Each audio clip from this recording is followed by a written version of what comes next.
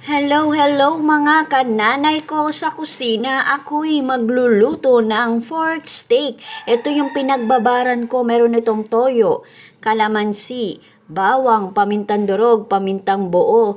At binabad ko siya sa loob ng 2 oras ang karne. At pagkatapos, sinala ko siya para madrain ang kanyang mixture. Then, nilagyan ko siya ng harina para ang kalalabasan ng ating sarsa ay medyo malapot. Yan. Pagkatapos, ipapan-fry po natin siya sa loob ng 15 minutes.